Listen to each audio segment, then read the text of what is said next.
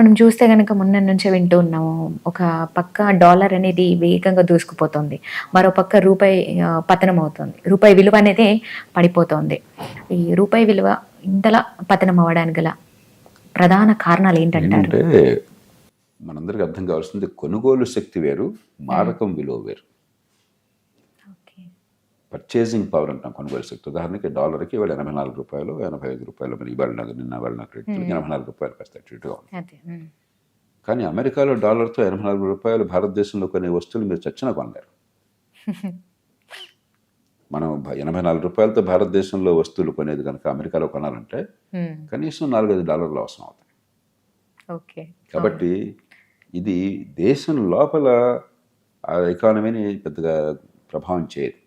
ఎందుకంటే హ్మ్. మన దేశం లోపల ఉండేది కొనుగోలు శక్తి. హ్మ్. రూపాయి కొనుగోలు శక్తి ఏమిటని చెప్పన్నది. హ్మ్. మారకం విలువ ఎందుకు మారుతోంది? మారక విలువ మిగతా వస్తువులాగా ఉదాహరణకి ఇగో ఇది కొనాలి. ఉత్పత్తి తక్కువ అన్నది, హ్మ్. సప్లై తక్కువ అన్నది రేటు పెరుగుతుంది. డిమాండ్ ఎక్కువైంది, సప్లై తక్కువైంది రేటు పెరుగుతుంది. డిమాండ్ తక్కువ అన్నది పెద్ద కొనేవాళ్ళు లేరు. అవును. కానీ బాగా ఉత్పత్తి ఎక్కువ చేసాం రేటు తగ్గిపోతుంది. హ్మ్. డాలర్ కూడా అంతే. ఓకే. డాలర్లు కోరుకునేవాళ్ళు ఎక్కువ ఉన్నప్పుడు, హ్మ్.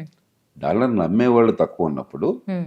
డాలర్‌ల సౌలభ్యం దొరకటం తక్కువైనప్పుడు, కోరుకునే వాళ్ళు ఎక్కువైనప్పుడు డాలర్ రేటు పెరుగుతుంది.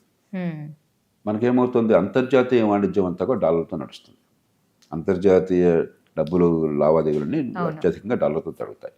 దాంతో మనకి దిగుమతులు ఎక్కువ అవసరమైనప్పుడు, ఎగుమతులు తక్కువైనప్పుడు ఉదాహరణకి డాలర్లు మనకు అవసరం అవుతాయి. కాబట్టి హ్మ్. డాలర్ విలువ పెరుగుతుంది. హ్మ్. ఎందుకని డాలర్ విలువ పెరుగుతుంది రూపాయితో పోలిస్తే? అది పెరిగితే ఏమవుతుంది దేశం రీత్యా?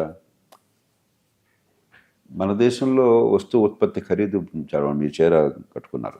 ఆ చీర 5,000 చేస్తుంది అనుకుందాం. హ్మ్. అదే. అందాజ కోసం చెప్తున్నాను. 5,000, 5,000 ఉంటుంది. పెద్ద తేడా ఉండదు. హ్మ్. కానీ డాలర్ రూపంలో ఉండేసరికి డాలర్ విలువ పెరిగినప్పుడు ఏమవుతుంది? డాలర్‌లో దాని విలువ తగ్గుతుంది. ఓకే. రూ. 5,000 అదివరకు $80 $60 అయితే రేపొద్దున డాలర్ గనక పెరిగిపోయి రూపాయి పడిపోతే అది $50 అవుతుంది. హ్మ్.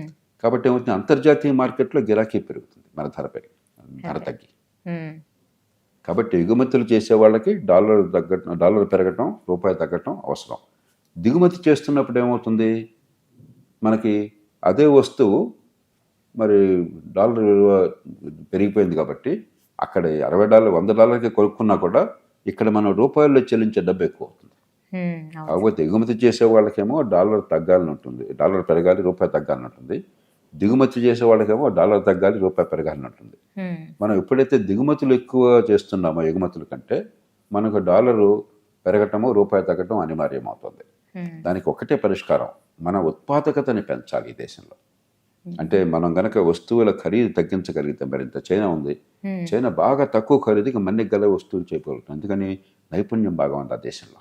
హ్మ్. మంచి ప్రమాణాల విద్య, ముఖ్యంగా పాఠశాల విద్య, స్కిల్స్ ఎప్పుడైతే ఉన్నాయో, హ్మ్. ఉత్పత్తి వ్యయాన్ని బాగా ఎప్పుడైతే తగ్గించారో మౌలిక సదుపాయాలు బాగున్నాయి. విద్యుత్ ఖర్చు చాలా తక్కువ. మన దేశంలో ఉన్నట్టుగా రకరకాలుగా ఈ లంచాలు లేకపోతే అడ్డంకులు లేవు ఉత్పత్తికి. దాంతో తక్కువ ఖరీదుతో ప్రపంచంలో అమ్మగలుగుతున్నారు. హ్మ్. అలాంటి దేశంలో ఏమవుతుంది? వాళ్ళ కరెన్సీ విలువ ఎప్పుడు పెరిగే అవకాశం ఉంది. హ్మ్. అయినా కూడా పెరగకుండా జాగ్రత్త పడుతున్నారు వాళ్ళు. ఎందుకంటే మళ్ళీ ఎక్స్‌పోర్ట్ మార్కెట్ దెబ్బతింటారు. అంచేత అదే. హ్మ్. ప్రపంచంలో విదేశీ మారకం విలువ వేరు. హ్మ్. మన దేశంలో కొనుగోలు శక్తి వేరు. ఈ రెంటిని వేరు వేరుగా చూడాలి. కాబట్టి డాలరు పెరిగిందా, తగ్గిందా అన్నది రోజువారీగా మన జీవితాన్ని ప్రభావితం చేయదు. హ్మ్. దానివల్ల జరిగేది ఎక్స్‌పోర్ట్‌ల ఖరీదు పెరుగుతోందా, తగ్గుతోందా? ఇంపోర్ట్‌ల ఖరీదు పెరుగుతోందా, తగ్గుతోందా అని. చూసుకోవాలి. దీర్ఘకాల పరిష్కారం మన ఉత్పాదకత పెరగటం. మనం హ్మ్. మన్నికతో తక్కువ ఖరీదుకి ఉత్పత్తి చేసి ప్రపంచానికి అమ్మగలగటం. హ్మ్. మనం ఇంకా ఆ స్థాయికి రాలా. అంత చేయగలుగుతున్నాం. అదే. అదే. ఇటీవల కాలంలో ముఖ్యంగా ఐటీ టెక్నాలజీ లాంటివి వచ్చిన తర్వాత అవి కూడా అమ్మగలుగుతున్నాం. వస్తువులే కాకుండా సేవలు అమ్మగలుగుతున్నాం. హ్మ్. అయినా కూడా మనం ఇవాళ మన ఎగుమతులు తక్కువ, దిగుమతులు ఎక్కువ. హ్మ్. అలా ఉన్నప్పుడు సహజంగానే డాలర్ అవసరం మనకుంటుంది. డిమాండ్ ఉంటుంది కాబట్టి డాలర్ విలువ పెరుగుతుంటుంది. హ్మ్. తైవాన్ చుట్టూ చైనా అంతా గూడా మోహరించడం జరిగింది. సో, యుద్ధ క్యాంపెయిన్‌లు గూడా ఏర్పాటు చేసుకుంది. ఇప్పుడు ఓ పక్క అమెరికా సపోర్ట్ చేస్తుంది కానీ, ఇప్పుడు రేపు యుద్ధం వస్తే అంటే ఏ విధంగా నిలుస్తుందంటారు? అదేవిధంగా మన భారతదేశం పైన ఎలాంటి ప్రభావం ఉండబోతుందంటారు? భారత్ మీద ప్రభావం ఉండకపోవచ్చు కానీ అవకాశాలేమైనా ఉన్నాయంటారా? తైవాన్‌తో ఏంటంటే 2 మౌలికమైన విషయాలున్నాయి. మొట్టమొదటి తైవాన్ చైనాలో భాగమని చెప్పని ప్రపంచమంతా గుర్తించింది. భారత్ గుర్తించింది. హ్మ్. అమెరికా గుర్తించింది. ప్రపంచమంతా గుర్తిస్తుంది. అందుకనే చైనాలో ఏ దేశానికి దౌత్య కార్యాలయం లేదు. మనకి భారతదేశ రాయబారి తైవాన్లో ఉండడు, ఆ, అమెరికా రాయబారి తైవాన్లో ఉండడు. ఉమ్, ఒక్కటే చైనా అని ప్రపంచంతో ఐక్యరాజ్య సమితి గుర్తించింది, అవును. ప్రపంచంతో గుర్తించింది. ఉమ్, సమస్య ఏంటంటే ఆ విలీనం అనేది బలవంతంగా బలప్రయోగంతో యుద్ధం ద్వారా జరగటమా, లేకపోతే శాంతియుతంగా ప్రజల అభీష్టం మేరకు జరగటమా? ఉమ్, ప్రపంచంతో కోరుకునేది తైవాన్ ప్రజల అభీష్టం మేరకు శాంతియుతంగా జరగాలి, స్వేచ్ఛగా జరగాలని చెప్పండి. ఈ ప్రస్తుతం ఉన్నటువంటి చైనా అధ్యక్షుడు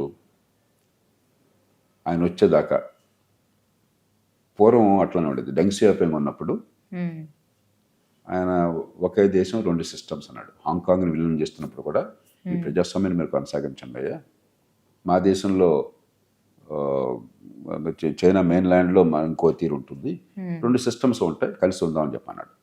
కాబట్టి తేలిగ్గా హాంకాంగ్ని కలుపుకోగలిగారు పెద్ద ప్రతిఘటన లేకుండా. ఉమ్, దాని తర్వాత ఏమైంది, షీ జిన్పింగ్ వచ్చిన తర్వాత, ప్రస్తుతం ఉన్న అధ్యక్షుడు వచ్చిన తర్వాత హాంకాంగ్లో అణిచేయటం మొదలెట్టాడు. ఉమ్, మీ ప్రజాస్వామ్యాన్ని ఉన్న కొద్దికి ఖాతరు చేయకుండా అణిచివేయటము, వాళ్ళల్లో చాలామందిని జైలులో పెట్టడం జరిగింది. దాంతో తైవాన్ యొక్క ఇతర దేశాలకి నమ్మకం పోయింది.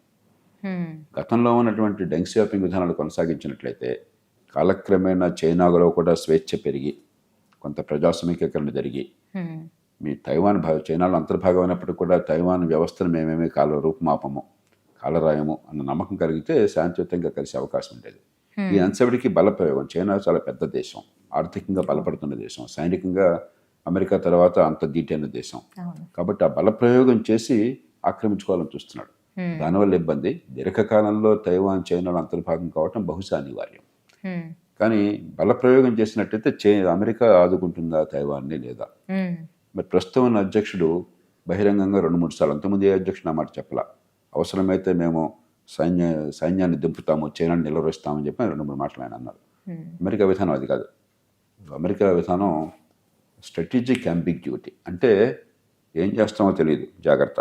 ఉమ్, ఈ అధ్యక్షుడు జో బైడెన్ మాత్రం మేము ఎదుర్కొంటామని చెప్పంటున్నాడు. మరి రేపు పొద్దున డొనాల్డ్ ట్రంప్ అధ్యక్షుడు అయినప్పుడు అలా ఉంటుందో లేదో మనకు తెలియదు. ఎందుకంటే ఆయనకి మిగతా వాళ్ళు ఎలా చేస్తే మనకేం కావాలా, ఉమ్, మా దేశాన్ని మేము చూసుకుంటాం, మీ అందరి గొడవలు మాకు అవసరం లేదని చెప్పినట్టు భావం అయింది. ఐసోలేషనిజం అంటారు. అదే. కాబట్టి బహుశా ఇప్పుడు పరిస్థితులు కనుక కొంచెం మారినట్టయితే చైనా ఆక్రమణకి పాల్పడవచ్చు. ఓకే. కానీ అదే సమయంలో ట్రంప్ చాలా ప్రమాదకారి, ఎప్పుడేం చేస్తాడో తెలియదు, ఉమ్, ఊహించడం కష్టం అనుకుని భయం ఉన్నట్టయితే జాగ్రత్తగానే ఉండొచ్చు, మనం ఊహించడం. కానీ మౌలికంగా మనం గుర్తించాల్సింది తైవాన్ చైనాల అంతర్భాగంగా ప్రపంచం గుర్తించింది, మంచికో చెడుకో. ఉమ్, అది శాంతియుతంగా విలీనమవుతుందా, బలప్రయోగంతో విలీనమవుతుందా అని చెప్పన్నది ప్రజల ముందున్న సమస్య, ప్రపంచం ముందున్న సమస్య, ముఖ్యంగా తైవాన్ ప్రజల ముందున్న సమస్య. అవును. దానిలో అమెరికాకి పాత్ర ఉందని మన ఎవరికి పాత్ర లేదు. దానిలో మనందరూ మీరు నేను మాట్లాడితే జరిగేది కాదు. అదే అదే. అమెరికా ఒక్కదానికి నిర్వహించే శక్తి ఉన్నది.